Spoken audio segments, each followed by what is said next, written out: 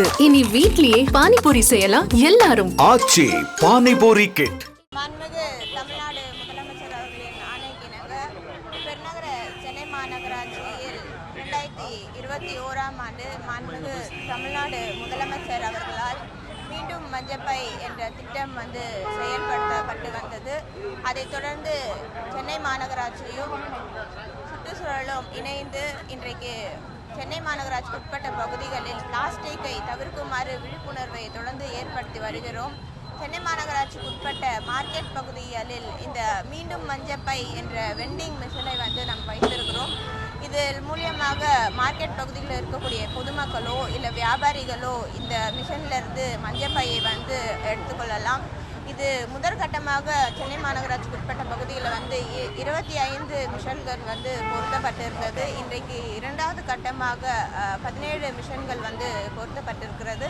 அதன் துவக்கமாக இன்றைக்கு அண்ணா நகர் பகுதிக்குட்பட்டு இத்திட்டம் துவங்கப்பட்டு திட்டத்தில் மாண்புமிகு மரியாதைக்குரிய ஆளுங்கட்சி தலைவர் அண்ணன் ராமலிங்கம் அவர்களும் நிலைக்குழு தலைவர் பணிகள் அன்பிற்கினிய சிற்றரசு அண்ணா அவர்களும் மரியாதைக்குரிய அண்ணன் அன்பிற்கினிய சட்டமன்ற உறுப்பினர் அண்ணன் மோகன் அவர்களும் இப்பகுதியின் மண்டல குழு தலைவர் அண்ணன் கூபி ஜெயின் அவர்களும் மரியாதைக்குரிய ஆர்டிசி சார் பிரவீன் சார் அவர்களும் நிலைக்குழு தலைவர் சுகாதாரம் சகோதரி சாந்தகுமாரி அவர்களும் இத்திட்டத்தினை இங்கு துவங்கி வைத்திருந்தோம். தொடர்ந்து எம்எம்டிஏ இது மார்க்கெட் பகுதியாக இருப்பதால் தொடர்ந்து ஒவ்வொரு கடைகளின் ரீதியாக பிளாஸ்டிக் கவர்களை தவிர்க்குமாறு அறிவுறுத்தியிருக்கிறோம். அதன் தொடர்ச்சியாக மாநகராட்சி சார்பாக மஞ்சப்பைகள் வழங்கப்படும் என்று கோரிக்கை வைத்திருக்கிறோம். கடந்த நிதிநிலை அறிக்கையில் பெருநகர சென்னை மாநகராட்சி சார்பாக 50,000 மஞ்சப்பைகள் வழங்கப்படும் என்று தெரிவித்தவாறு கடந்த 6 மாதத்துக்கு முன் 50க்கு உட்பட்ட மார்க்கெட் பகுதிகளில் 30,000 மஞ்சப்பைகள் வழங்கப்பட்டிருந்தது. தொடர்ந்து பொதுமக்களிடையே பிளாஸ்டிக் நெகிழ்வை தவிர்க்குமாறு அறிவுறுத்தி வருகிறோம். மஞ்சப்பையை பயன்படுத்துமாறு கேட்டுக்கொள்கிறோம். சென்னையில் இப்போ நிறைய இடங்கள் இந்த மழைநீர் வடிகால் பணி எல்லாம் போயிட்டு இருக்குது. அதில் நீங்கள் சுத்தப்படுத்தும் போது நிறைய அந்த பிளாஸ்டிக் பைகள் தான் இருக்குது. நீங்கள் எந்த அளவுக்கு இப்போ குப்பைகளை அகற்றிட்டு அதை பிளாஸ்டிக்கை பொறுத்த வரைக்கும் இது நம்ம மனித இனத்துக்காக இருந்தாலும் சரி, எந்த ஒரு உயிரினமாக இருந்தாலும் சரி, அதுக்கு கேடு விளைவிக்கக்கூடியது தான் இந்த பிளாஸ்டிக் கழிவுகள். இந்த பிளாஸ்டிக் கழிவுகள் ஏற்படுறதுக்கு காரணம் நம்ம பொதுமக்கள் ஒன் டைம் பிளாஸ்டிக்கை அதிகமாக பயன்படுத்தக்கூடிய சூழல் இருப்பதால் தான்.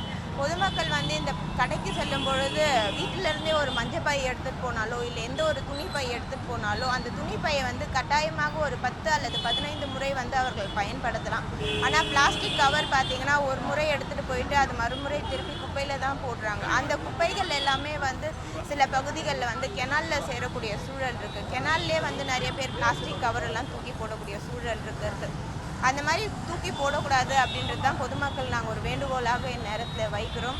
தொடர்ந்து மாநகராட்சி சார்பாக இந்த கடைகளில் பிளாஸ்டிக் கவர் பயன்படுத்தக்கூடியவர்கள் மீது ஃபைன் பொருத்தப்பட்டு வருகிறது. கடந்த ஆண்டு மட்டுமே 1,10,00,000 கிட்ட மாநகராட்சி உட்பட்ட பகுதிகளில் ஃபைன் கலெக்ட் பண்ணப்பட்டிருக்கிறது. இப்போ இந்த மாதத்தில் 12 நாளில் மட்டுமே 108 கிலோ பிளாஸ்டிக் பறிமுதல் செய்யப்பட்டு அதுக்கு அபராதம் கொடுத்துருக்காங்க. இப்போ நிறைய இடங்கள்ல இந்த விலங்குகள், மாடு, இந்த மாதிரி விலங்குகள்லாம் பிளாஸ்டிக் பொருள்களை நிறையா சாப்பிட்டு பாதிப்பெல்லாம் நியூஸில் பார்க்கணும். இதை பற்றி அதான் மாநகராட்சி சார்பாக ஒவ்வொரு கடைகளிலுமே பிளாஸ்டிக் கவர் கொடுக்கக்கூடாது அப்படின்றத அறிவுறுத்துகிறோம். அதை மீறி கடைகளில் இந்த பிளாஸ்டிக் கழிவுகள் கவர்களை பயன்படுத்துகிறாங்க அப்படின்னா நம்ம ஃபைன் போடுறோம்.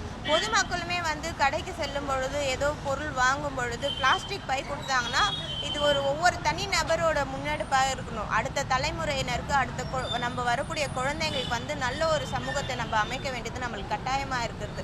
அப்படி இருக்கும் பொழுது ஒவ்வொரு பொதுமக்களுமே அதை மனதில் வைத்துக்கொண்டு பிளாஸ்டிக் பயன்படுத்துவதை முற்றிலுமாக தவிர்க்கவும். இந்த பிளாஸ்டிக் மாற்ற மஞ்சப்பை திட்டம் கொண்டு வரோம். இது ஒரு பக்கம் இருந்தாலும் பிளாஸ்டிக் பயன்பாடு இருக்குது. அதுக்கு பதிலாக இந்த பயோ பிளாஸ்டிக்ன்றத மக்காத அளவு பயோ பிளாஸ்டிக் எந்த அளவுக்கு சில பிளாஸ்டிக் வகைகளில் பார்த்தீங்கன்னா பயோடிகிரேடபிள் பிளாஸ்டிக் அப்படின்னு இருக்குது. மறுசுழற்சி செய்யக்கூடிய பிளாஸ்டிக்கள் இருக்குது. அது ஒரு சில கண்டிஷன்ஸோடு அலோவ் பண்ணுறாங்க. அந்த பிளாஸ்டிக் நம்மளுக்கு கேடு விளைவிக்காது. ஆனால் சிங்கிள் யூசேஜ் பிளாஸ்டிக் அப்படின்ட்டு இருக்குது. அந்த சிங்கிள் யூசேஜ் பிளாஸ்டிக் தான் நம்மளுக்கு முற்றிலுமாக கேடு விளைவிக்கக்கூடிய பிளாஸ்டிக். அந்த பிளாஸ்டிக்கை தான் முற்றிலுமாக தவிர்க்குமாறு கேட்டுக்கொள்கிறோம். இந்த சென்னை மாநகராட்சியில் தமிழில் பெயர் பலகை இல்லாத கடைகளுக்கு நோட்டீஸ் வழங்குறதா ஒரு தகவல் செய்யணும். அதை பற்றி கண்டிப்பாக நம்ம தமிழ்நாட்டில் இருக்கிறோம். தமிழ் நம்முடைய தாய்மொழியாக இருக்கிறது. நேற்று மாநகராட்சி சார்பாக அறிவிப்பும் வழங்கப்பட்டிருக்கிறது. கடைகளிலுமே வந்து தமிழ் பெயர் பலகை இருக்க வேண்டியது கட்டாயமாக இருக்கிறது. இனி வீட்லயே பானிபூரி செய்யலாம் எல்லாரும். ஆச்சி பானிபூரி கிட். செய்திகளை உடனுக்குடனும் துல்லியமாகவும் தெரிந்து கொள்ள சப்ஸ்கிரைப் பண்ணுங்க.